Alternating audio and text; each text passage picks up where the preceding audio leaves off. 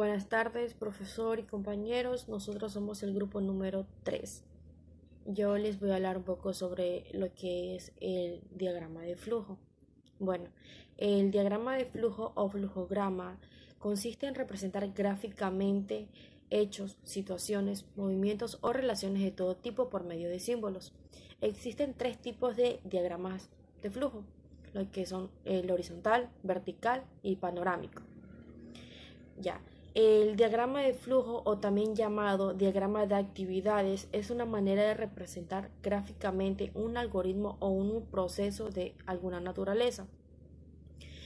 La representación gráfica de estos procesos emplea en los diagramas de flujo una serie determinada de figuras geométricas que representan cada paso. Estas formas definidas de antemano se conectan entre sí a través de flechas y líneas que marcan la dirección del flujo y establecen un recorrido del proceso.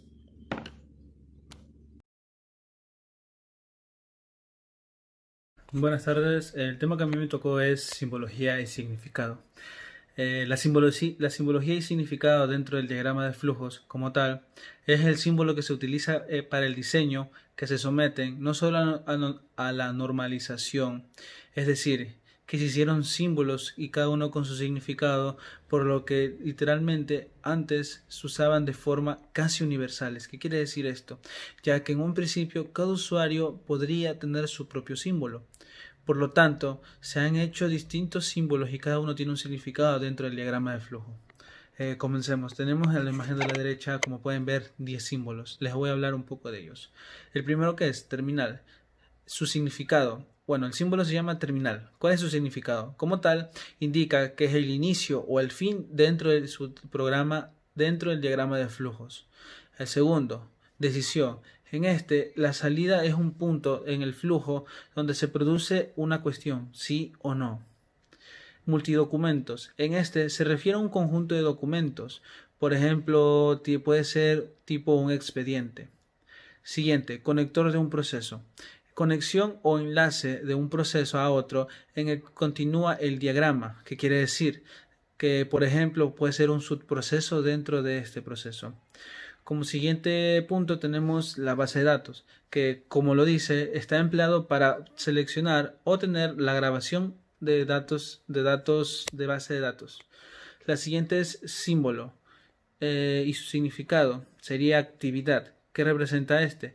Que tiene la actividad llevada a cabo dentro del proceso. Documento como tal, este es utilizado para su proceso. La segunda es inspección o firma. En este se aplica que dentro de esta se tiene que volver a tener una revisión que requiere supervisión dentro del diagrama de flujos. El siguiente es archivo. Este se utiliza para reflejar acción de archivos o documentos del expediente que se tenga dentro del diagrama de flujo. Y por último, línea de flujo. Como tal, este sería uno de los más importantes, ya que esto lleva a cabo tener un sentido dentro del diagrama de flujos. Un diagrama de flujo sin la línea de flujo, como tal lo dice, no puede seguir una corriente o un orden específico dentro de esta, ya que sin la línea de flujo, las ideas o el orden que va a mantener este.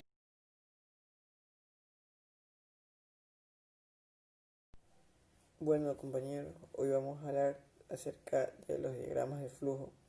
Los diagramas de flujo usan formas especiales para representar diferentes tipos de acciones o pasos en un proceso. Las líneas y flechas muestran la secuencia de los pasos y las relaciones entre ellos. Estos son conocidos como símbolos de diagramas de flujo. Uno de los diagramas de flujo, uno de los tipos de diagramas de flujo más representativos son los que vamos a ver a continuación. El símbolo de intercalar indica un paso que ordena información en un formato estándar. Símbolo de ordenar indica un paso que organiza una lista de elementos en una secuencia o establece según algunos criterios predeterminados. Así como le dice su nombre, el símbolo de ordenar, este indica un paso que organiza una lista de elementos que vayamos a realizar. El símbolo de, el símbolo de proceso predefinido indica una secuencia de acciones que realizan una tarea específica incrustada dentro de un proceso más grande. Esta secuencia de acciones podría describirse con más detalle en un diagrama de flujo separado. También tenemos el símbolo de operación manual, que esto indica una secuencia de comandos que continuarán repitiéndose hasta que se detenga manualmente. También tenemos el símbolo de límites de blues. Esto indica en el punto en el que se debe detenerse un blues. Y un blues en programación es una secuencia que ejecuta repetidas veces una instrucción, un trozo de código, hasta que la condición asignada de dicho blues deja de cumplirse.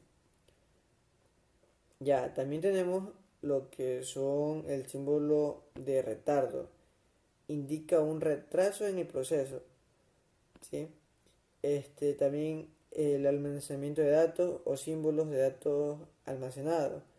Esto indica un paso donde se almacenan los datos, ¿sí? Como un archivo donde uno puede guardar todos los datos, etc. También tenemos el símbolo de base de datos.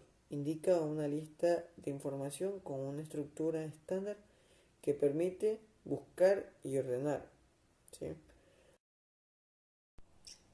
También tenemos el símbolo de visualización, que este indica un paso que muestra información. Y por último tenemos el conector fuera de la página. Indica que el proceso continúa fuera de la página.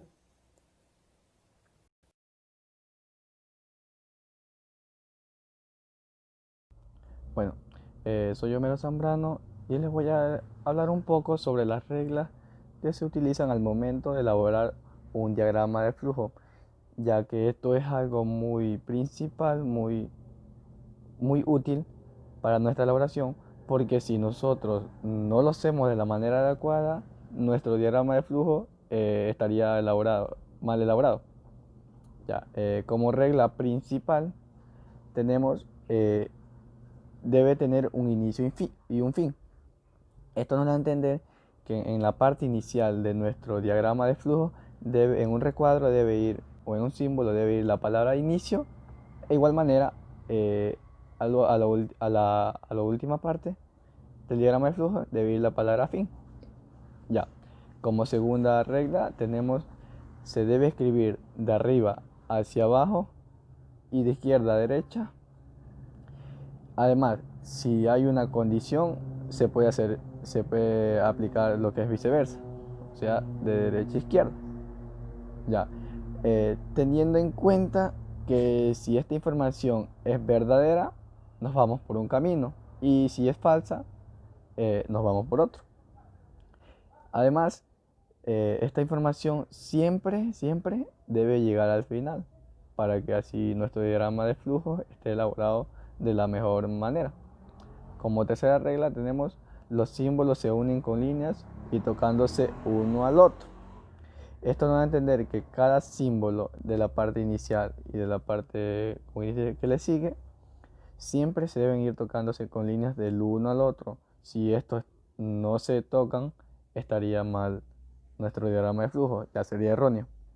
Ya, como cuarta regla tenemos se usan flechas para indicar el flujo de la información. Esto de aquí es algo muy fundamental, ya que las flechas, como lo dice la regla, marcan el flujo de la información. En otras palabras, son las que llevan la secuencia, o sea, de la parte inicial a la parte final, para que nosotros podamos entender nuestro diagrama de flujo de la mejor manera, o quien lo esté leyendo o observando lo entienda de la mejor manera. Ya, otra regla es que no puede llegar más de una línea a un símbolo. Esto sería en el caso que si yo quisiera poner o colocar dos líneas en la parte inferior, esto estaría erróneo. Ya, además se dice que las líneas siempre van horizontal o verticalmente, jamás pueden ir inclinadas o cruzadas. Si esto estaría así, estaría mal hecho nuestro diagrama de flujo. Como última regla dice, todos los símbolos pueden tener más de una línea de entrada. En la regla anterior yo les explicaba que dice que no puede tener más de una línea, pero siendo el caso, o sea, puede tener más de dos líneas si fuera en la parte izquierda o derecha o en la parte de arriba o abajo de nuestro símbolo. En ese caso sí se puede, pero si están dos flechas o líneas en el mismo lado, esto sería erróneo, estaría mal elaborado. Bueno, estas son todas las reglas que yo les podía explicar. Gracias.